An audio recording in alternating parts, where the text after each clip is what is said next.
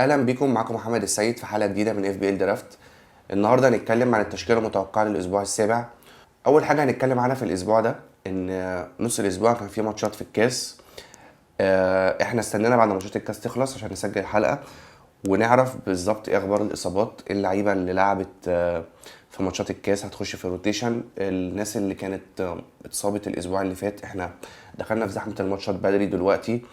الاسبوع اللي بيبقى في النص فيه ماتشات الشامبيونز ليج الاسبوع اللي بعده بيبقى فيه ماتشات في الكاس. ده الران بتاع الماتشات اللي ورا بعضيها ده خلى ان نسبه الاصابات تزيد بدري، لعيبه كتير موقفها مش محسوم لسه، هل هيلعبوا ولا لا، ولعيبه مؤثره في فرقها زي ساكا، زي ماديسون. وده غير الايقافات اللي هي جت لناس زي نيكولاس جاكسون. فاحنا حاولنا على قد ما نقدر نأخر الحلقة علشان نعرف ايه اخبار الاصابات دي، واحنا في اختياراتنا هنحاول على قد ما نقدر ان احنا نبعد عن الاختيارات دي او نأخر قراراتنا في الموضوع ده، يعني قدر الامكان لحد الديدلاين. فاحنا معانا الديدلاين يوم السبت. ممكن نعمل فيديو تاني نأكد بعد المؤتمرات الصحفية هل الناس دي موجودة أو مش موجودة، هل اللعيبة دي تبقى جاهزة ولا لأ. ودلوقتي هنبص بصة على جدول الماتشات، مش الأسبوع ده، جدول الماتشات اللي جاية.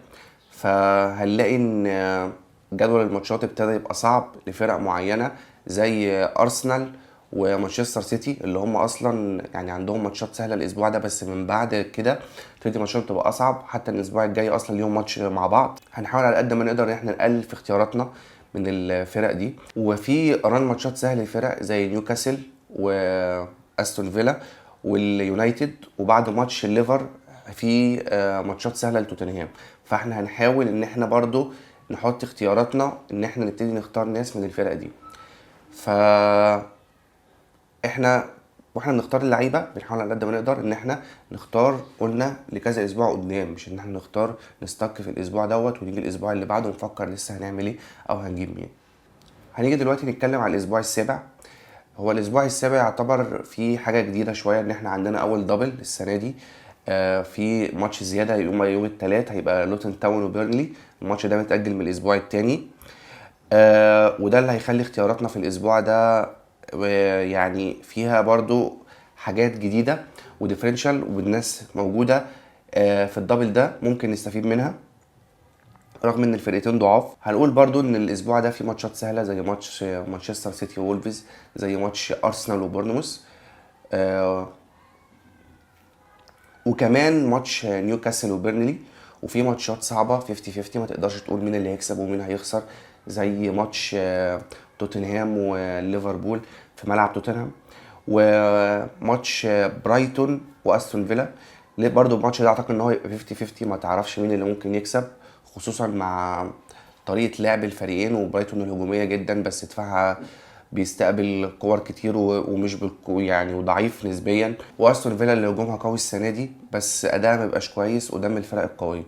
بعد ما خلصنا وعرضنا جدول الاسبوع ده، خلينا دلوقتي نتكلم عن التشكيله المتوقعه للاسبوع. احنا زي ما بنعمل كل مره بنحط اختياراتنا اول 11 لعيب او الاهم، وبعد كده بنحط اختيارات تانية في كل مركز، حاجات تفكر فيها. برضو بنحب نراعي لو انت معاك بادجت عالي عايز تشتري لعيب، ولو معاك بادجت قليله عايز تجيب حد، فبنقول لك حد كفر في المركز ده برضو. فاول واحد هنتكلم عنه في التشكيله هو اريولا. عندهم الاسبوع ده ماتش سهل قصاد شيفيلد يونايتد.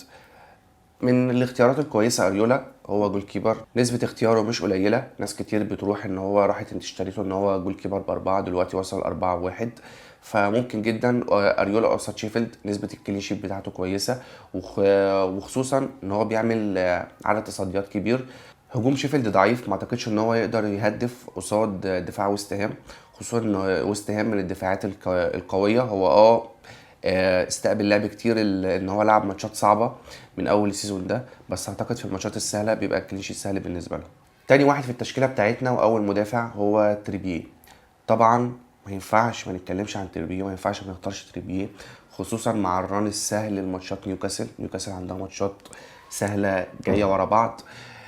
التألق اللي تريبيه عمله الماتش اللي فات قصاد شيفيلد يونايتد، تريبيه 3 اسيست 3 بونص، كلين شيت، عمل كل حاجه الراجل يعني بصراحه. غير الاداء اصلا جوه الملعب، يعني هو الراجل مبهر. برضو من الحاجات اللي خلينا نفكر ان هم هيلعبوا بيرنلي اعتقد نسبة الكلين شيت في ماتش زي ده بالنسبة لنيوكاسل عالية جدا.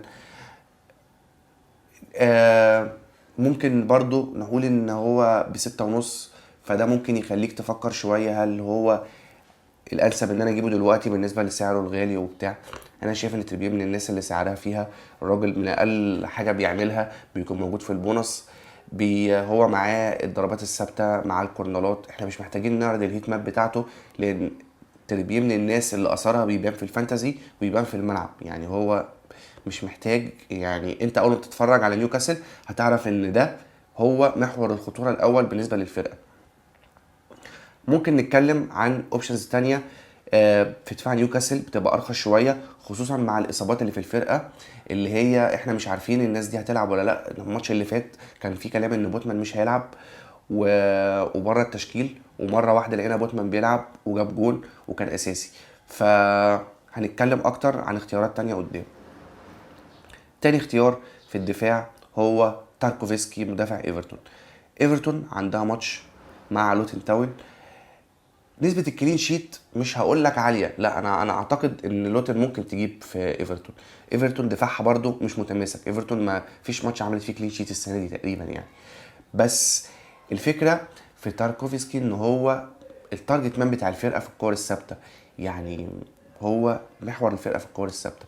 احنا بنشوف على طول، او شفنا بالذات في اخر ماتش قصاد كانت ايفرتون بتلعب مع برينتفورد، فشوفنا كويس جدا ان الراجل هو محور الفرقه في الكور الثابته. اي كره ثابته لايفرتون بتتلعب على تاركوفسكي، هو يا اما بيجيبها جون يا اما هو بيعمل الاسيست بتاع اللعبه، او هو بيكون محضر ان هو يلعبها لحد.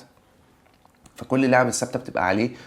وطريقه لعب شون دايش بتعتمد اكتر على الكور الثابته والكور الطويله، فانا شايف ان هو مفيد جدا في الفرقه. خصوصا نسبه الكلين شيت برضو ممكن تحصل، يعني قصاد ايفرتون قصاد لوتن ممكن جدا تلاقي الكلين شيت موجود لايفرتون، ومساهمه الراجل ده تبقى هجوميه وكويسه. اختيار تالت، بس اختيار انا مرجحوش، انا مش يعني انا رجحه ممكن للماتش ده بس، هو روبن دياز.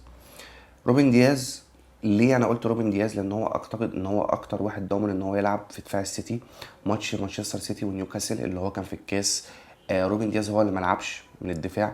جفارديول لعب، اكي لعب، اكانجي لعب، وولكر في كلام انه مصاب، في حتى ريكو لويس لعب. فالوحيد اللي في الخط ما لعبش في الماتش اللي فات هو روبن دياز. فاعتقد ان دياز هو اكتر واحد ضامن ان هو يلعب في الدفاع. ده غير ان مان سيتي هيلاعب وولفز، فنسبه الكلين شيت برده كويسه وعاليه جدا في ماتش زي ده. بس ما رجحش ليه؟ لان مان سيتي داخل على ماتشات صعبه ورا بعض. احنا عارفين ان السيتي هو اكتر فريق عامل كلين شيت لحد دلوقتي، يعني هو عمل 3 كلين شيت في 6 ماتشات بس. تحس ان الدفاع بيستقبل اجوان، يعني السيتي ممكن ماتش كله يتعمل عليه هجمه او اتنين ويجي جوان. حتى الكلين شيت اللي فات اخر حاجه عملوها قصاد نوتنجهام فورست كان ممكن في الاخر يجي فيهم جون حتى بعد الطرد. تحس ان الفريق هو كان عايز يطلع بالماتش كده وخلاص.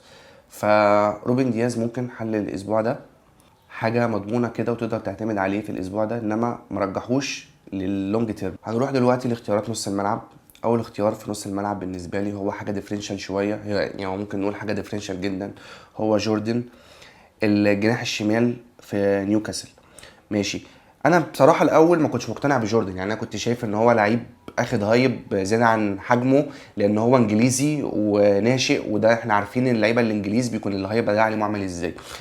بس لما جوردن ابتدى يلعب اساسي السنه دي، يعني ياخد مكانه اكتر في الملعب كجناح شمال، حسيت ان هو لا، الراجل عنده كوره كويسه، بيعافر ان هو يثبت مكانه وان هو يثبت نفسه في تشكيله نيوكاسل الاساسيه. جوردن لعب جناح شمال ولعب جناح يمين لما الميرون ريح الروتيشن بتاع نيوكاسل. ف الراجل بصراحه اداؤه كويس، اخر ماتش عمل جون واسيست، وكان هو من احسن اللعيبه هجوميا في نيوكاسل ومن اكتر اللعيبه المؤثره، حتى مؤثر اكتر من الميرون. الجهه الثانيه اللي تخلي او الحاجه الثانيه اللي تخليني اروح الاختيار ده برضو ان بارنز اتصاب، اللي هو كان في الروتيشن في الجنب الشمال مع جوردن. اصابه بارنز اعتقد ان هي ممكن لحد شهر نوفمبر، يعني ممكن اول 11. فجوردن هو ضامن مركزه في المكان ده، خصوصا مع ماتشات نيوكاسل السهله، خصوصا مع مساهمات الراجل الهجوميه كويسه جدا. فانا شايف ان جوردن حل كويس للماتشات اللي قدام وللماتش ده قصاد بيرنلي. الاختيار التاني اللي في نص الملعب اللي لازم اتكلم عنه وما ينفعش محطوش في التشكيله هو سون. طيب سون الجناح حاجه وسون المهاجم حاجه تانية خالص. سون لعب كمهاجم 3 ماتشات جاب فيهم 5 جوان، تمام. سون في اخر 4 اسابيع هو اكتر لعيب جاب نقط، جاب 39 نقطه اكتر من هالاند. الراجل لما بقى مهاجم طريقه لعب توتنهام بقت معتمده عليه. عامل ثنائيه كويسه جدا هو ماديسون. انا قلت قبل كده ان ممكن ثنائيه سون وماديسون تعوض ثنائيه سون وهاري كين. الراجل كمهاجم فتاك. ماتش توتنهام قصاد ليفربول، احنا عارفين ليفربول طبعا بتاعت زمان، لا مش هي. الدفاع ليفربول مفكك دلوقتي، بيستقبل هجمات كتيره، كور سهله. اسلوب الضغط بتاع الليفر وطريقه لعب المدافعين بتخلي الفريق ورا بيبقى فيه مساحات، وسون من اللعيبه اللي بتحب المساحات دي وبتجري فيها. شفنا قصاد ارسنال الجونين بتوع سون عاملين ازاي، خصوصا الجون التاني ماديسون خطف الكوره اداها لسون، سون في مساحه فدان اول ما شاف الجون حطها على طول. فالحاجات دي الماتشات دي هي اللي بتخلي سون يتألق. سون مش من اللعيبه اللي حظها حلو قصاد الليفر، انا عارف سون كويس، كور في العارضه، انفرادات بتضيع، بيروح يشوط الكوره في رجل اليسون. بس اعتقد ان هو دلوقتي كابتن الفريق، هو يعني الراجل عليه لود. كان الاول اللود كله على هاري كين، لا دلوقتي اللود عليه هو، ان هو يشيل الفرقه وان هو اللي يجيب الجوان وان هو اللي يخلص. فاعتقد سون كمهاجم فتاك ممكن في اي ماتش تفكر تجيبه وتعتمد عليه. ماتش توتنهام قصاد الليفر يعتبر ماتش 50 50، ما تقدرش تقول مين هيكسب يعني. الليفر نقط اكتر، بس انا شايف لعب توتنهام السنه دي احسن، الفريق منظم بشكل اكبر. الماتش كمان على ملعب توتنهام. ف في اختيارات من الليفر ممكن نفكر فيها، طبعا صلاح، وخلينا هنقول صلاح ليه بس قدام، لان انا مش شايف صلاح الاسبوع ده من ان هو من اهم الناس او من الناس اللي ممكن تتارجتها. في اختيار تاني في نص الملعب هنتكلم عنه دلوقتي هو وورد براوس. وورد براوس ويست هام هتلعب ماتش قصاد شيفيلد يونايتد. انت فاكر جوان نيوكاسل قصاد شيفيلد يونايتد الاسبوع اللي فات كانت عامله ازاي؟ اول جولين كورنر وضربه ثابته اترفعت، المدافع طلع حطها بكل اريحيه في الجول. وورد براوس معاه الضربات الثابته بتاعت ويست هام كلها، ومعاه الكورنرات، معاه كل حاجه، معاه كل حاجه ثابته في ويست هام. طيب اصلا يعني ويست هام كان من اكتر الفرق اللي جابت جوان من كورنرات ومن كور ثابته، ونايف عجرت جاب جون، وزوما جاب جون، مره تقريبا سوشيك جاب جون. ف عموما كده نقطه ضعف ده هي نقطه قوه ده، فهي الدنيا في الماتش ده اعتقد ان هي راكبه على بعضها. ويست هام لو كسبت الماتش قصاد شيفيلد يونايتد اعتقد ان وورد براوس هيبقى ليه دور كبير قوي. انا قلت وورد براوس الاول، ما قلتش بوين، هقول بوين برضو هيجي وقته هتكلم عنه. بس انا شايف وورد براوس في الماتش ده خطر جدا وسلاح فتاك ممكن تفكر فيه قوي، ويبقى برضو فكره ان هو حاجه ديفرنشال. اخر اختيار بالنسبه لي في نص الملعب الاسبوع ده اعتقد ان هو من الاولويات بالنسبه لي هو برونو فرنانديز. طيب احنا دلوقتي هنعرض الهيت ماب بتاع برونو، هتشوف الراجل كان فين. ماتش بيرنلي كان ليه ظروف خاصه بالنسبه لليونايتد، ان الفريق استحوذه على الكره ما كانش بنسبه عاليه. ف بس برونو في الماتش ده كان منور، هو اللي جاب الجون وخد البونص، هو اللي خلص الماتش بالنسبه لفرقته. الراجل تحركاته غالبا في الملعب كله. آه راشفورد الماتش ده ما اقنعنيش، يعني ما شفتش ان هو، يعني انا قلت مع ان انا عندي راشفورد بس هو ما اقنعنيش الماتش ده، يعني ما شفتش منه المستوى اللي هو بتاع راشفورد. حاسس ان هو رجع راشفورد بتاع زمان اللي هو بيطول في الكوره قوي وعايز يرقص ويخش بالكوره جوه الجون والكلام ده، عكس انتاجيه برونو اللي كانت انتاجيه برونو كانت قويه جدا في ماتش زي ده. قصاد كريستال بالاس، فرقه من الفرق اللي بتدافع لو بلوك، بتقفل في مناطقها. برونو كور ثابته، برونو شوط من بعيد، لو اتحرك في الهاف سبيسز هيبقى عنده مساحه ان هو يقدر يعمل حاجه، عكس راشفورد اللي بيلعب على الطرف اكتر، فمساحه ان هو يتحرك او يشوط او يخش لجوه بتبقى صعبه. طبعا برضو مش هقول ان راشفورد لو عندك ما تلعبوش، لا لعبه، في الاول في الاخر هما بيلعبوا كريستال بالاس، يعني مش بيلعبوا فريق من اللي هم متميزين دفاعيا جدا. هي رخمه، بس عادي ممكن تلاقي راشفورد بيعمل حاجه الماتش ده. بس انا شايف ان برونو الماتش ده اهم واقوى، وهو يعني لو ده وده، لا انا شايف تروح لبرونو اكتر. دلوقتي هنتكلم عن المهاجمين. سمعتك طبعا، مفيش غيره. اول واحد هالاند كابتن قصاد وولفز طبعا. هالاند قصاد وولفز مفيهاش هزار. الراجل كابتن، الماتش اللي فات ملعبش في الكاس قصاد نيوكاسل، فهو مريح وجاهز ومستعد لماتش وولفز في الدوري.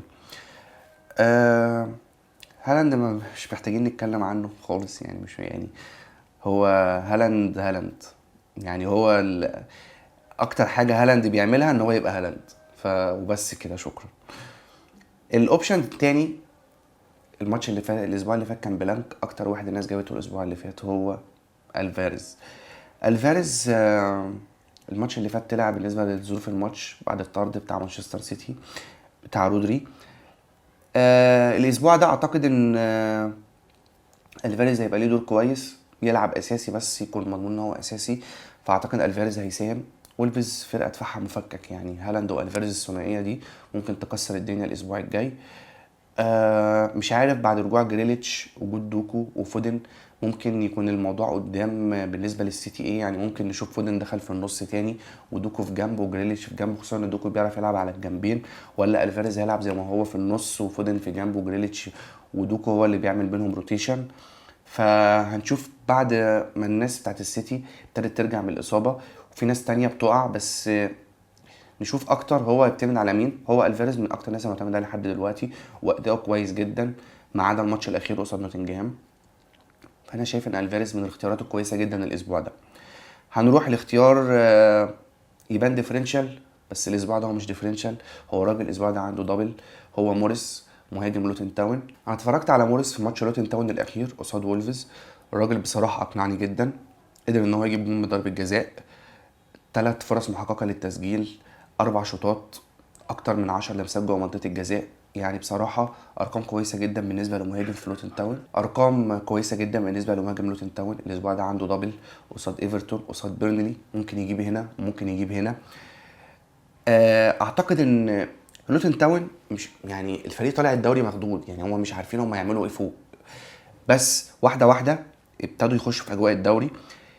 من الحاجات التانية اللي ممكن اتكلم عنها ان الفريق ده على ملعبه مختلف، يعني شفنا في اكشن، في نشاط كبير قوي بالنسبه لوتن تاون في الماتشات اللي بيلعب على ملعبه، خصوصا ان الملعب صغير والجمهور بتاعهم يعني هم مش مصدقين هم طلعوا الدوري، يعني فاهم انت. فانا شايف ان الماتش اللي هيلعبوه على ملعبه ممكن يكسبوه وممكن يكون رقم كويس، خصوصا ان هم اول نقطه جابوها على الدوري، في اول نقطه جابوها في الدوري كانت الماتش اللي فات.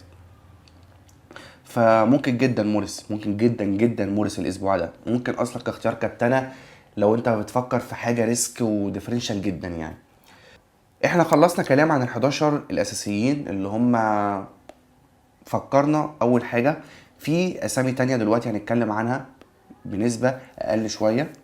اول واحد في الهجوم معانا تاني هو جابرييل خيسوس.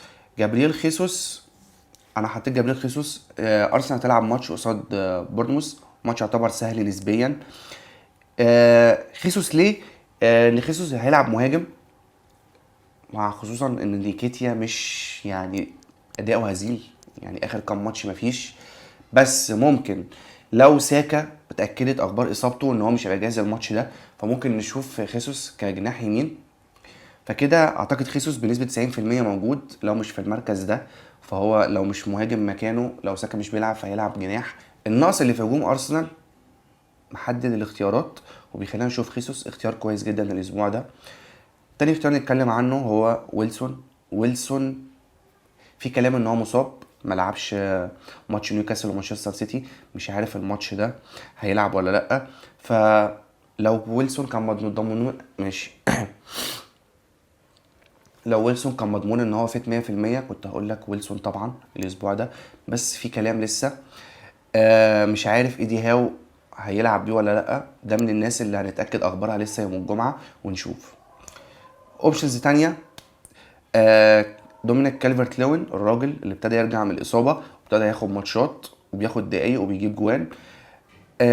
ماتش ايفرتون قصاد لوتن تاون في ملعب ايفرتون، ممكن جدا تفكر بدومينيك كالفرت لوين كحاجه ديفرنشال وحاجه جايه من بعيد كده يعني.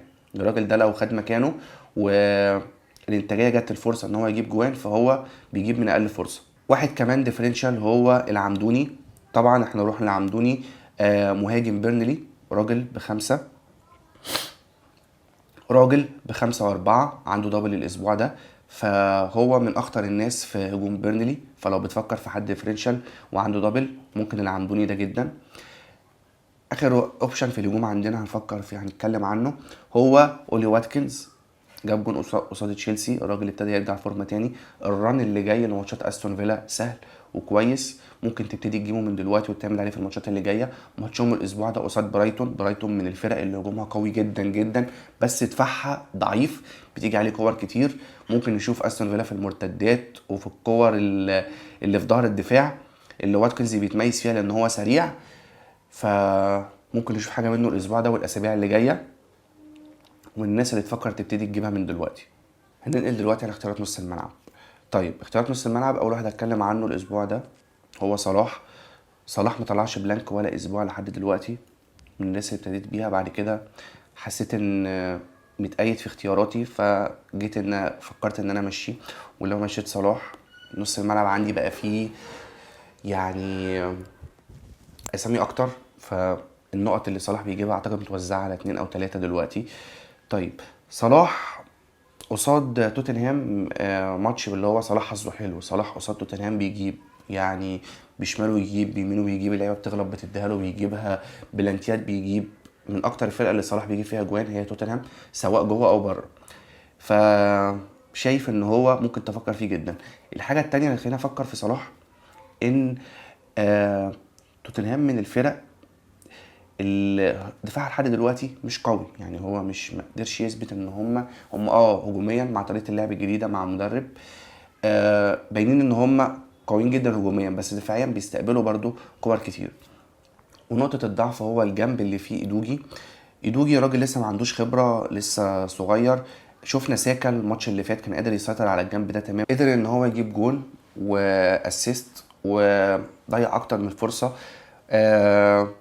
صلاح في نفس المكان ده الاسبوع اللي جاي قصاد توتنهام، اعتقد ان الموضوع دوت هيفرق معاه تماما. هو مصدر الخطوره بالنسبه لليفر، لو ما جابش جوان بيشارك بالاسيستات، يعني ممكن تفكر جدا في صلاح الاسبوع ده لو عندك الراجل ممكن تعتمد عليه بشكل كبير. غير صلاح هنتكلم برضو عن ديابي.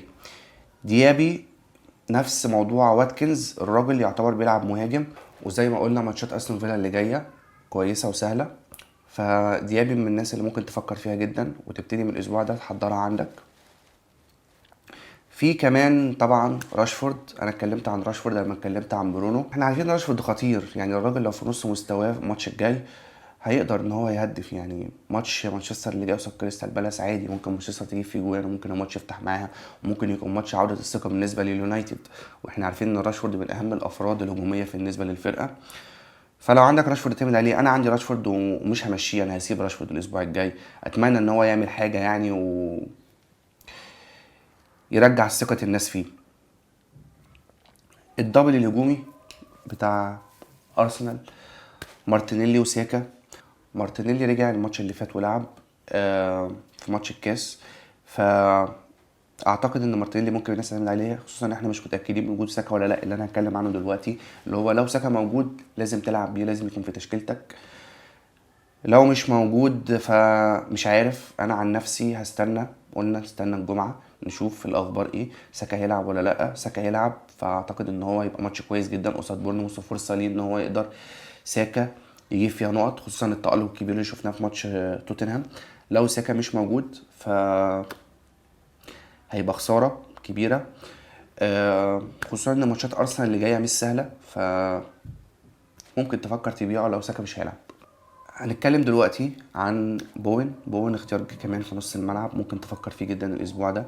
ماتش ويست هام قصاد شيفيلد يونايتد، اعتقد ان هو ما ينفعش في ماتش زي ده ما تتكلمش عن بوين وما تذكروش وما تقولش ان هو في الاختيارات. لا، بوين ممكن لو عندك تلعب بيه، لو بتفكر تجيبه ممكن جدا تجيبه.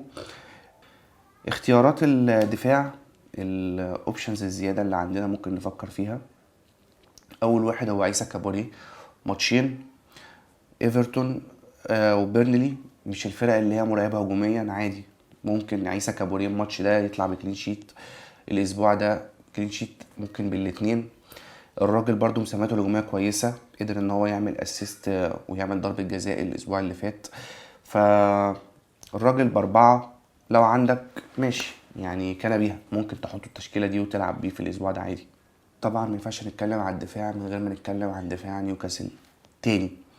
الدبل الدفاعي من نيوكاسل عارفين ان هو مؤثر، وبانت قوه تاثيره الاسبوع اللي فات. الاسبوع ده احتماليه اصابه بيرن، احتماليه اصابه بوتمان، هو بيقول له عنده مشاكل في الركبه فمش عارفين يلعب ولا لا. تريبيه كده كده اساسي ان هو ما لعبش ماتش الكاس. فاعتقد بشكل كبير ممكن نشوف بوتمان. اعتقد ان هو ممكن يلعب، يعني اعتقد بوتمان ممكن يلعب. بيرن ممكن عادي، في مكانه كتير، في مات تارجت وفي لويس هاليل لسه جايبينه، فممكن بيرن عادي لو مش متاح ما يلعبش. بوتمان لسه هيبان، بس فابيان شار الراجل موجود، مفيش اي اصابه مفيش اي كلام. هو ما شاركش في الحفله بتاعت نيوكاسل بتاعت الصناعه والتهديف والكلام ده، بس اعتقد ان هو من الناس اللي ضامنه مركزها الاسبوع دوت.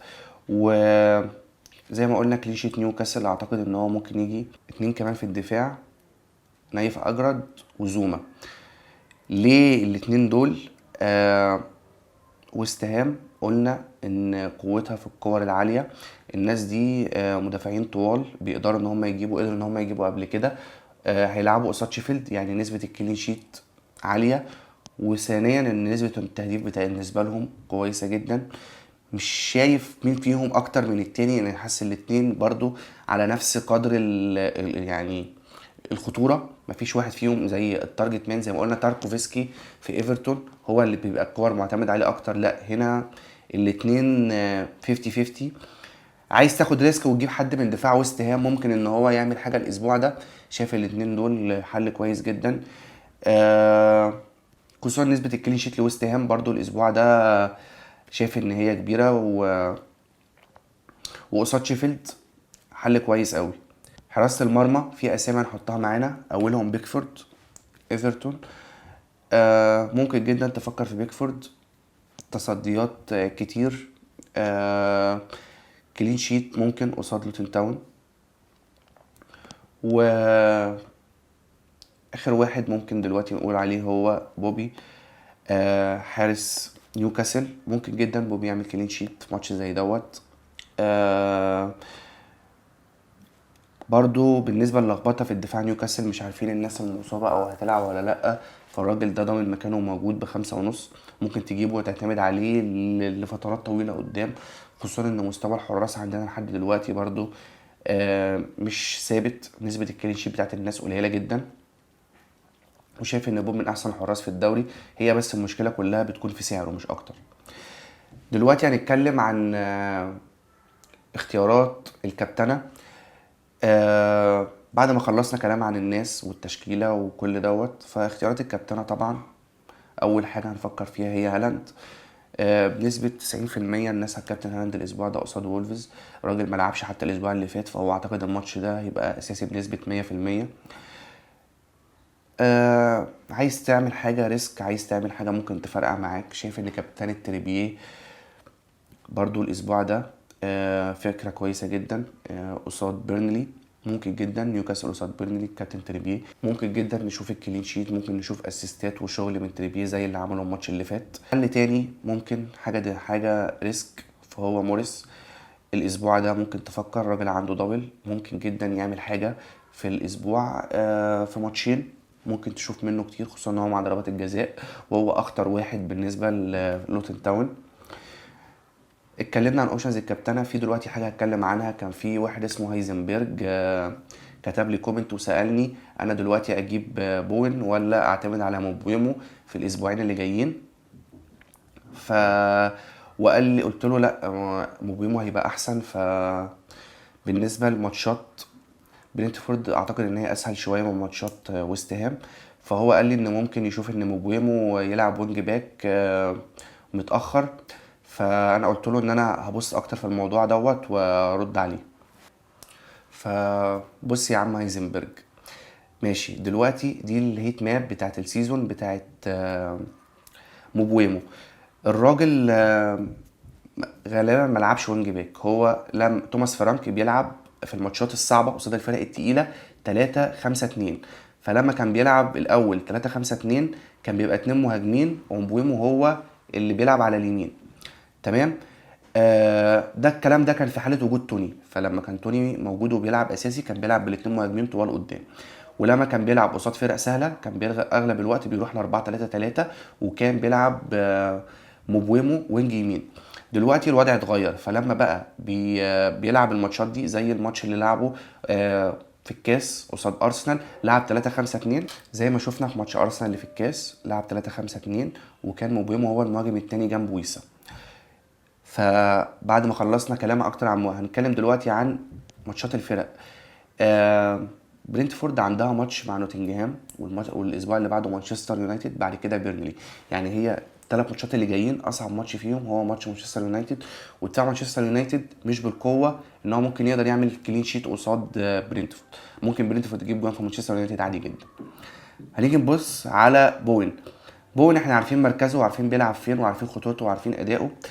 بس المشكله معايا دلوقتي في ماتشات ويست هام، يعني انت تلاقي ان عندهم شيفيلد ونيوكاسل واستون فيلا وايفرتون. يعني الثلاث ماتشات فيهم ماتش سهل وماتشين صعبين. الماتش الجاي هو قصاد شيفيلد سهل، بس بعد كده عندهم نيوكاسل واستون فيلا، وماتش استون فيلا ده في ملعب استون فيلا. فانت عايز تفكر وتروح ان انت تجيب بوين، مفيش مشكله. انا بينت لك ده وبينت لك ده. ففي الاخر الامر يرجع لك انت. بس الارجح ان موبيمو هو ل3 أو 4 اسابيع قدام هو الاحسن. وبس كده، دي كانت كل حاجه الحلقه دي، واتمنى ان احنا ما ناخدش خوازيق اللي بناخدها كل اسبوع. ودي كانت كل حاجه وشكرا.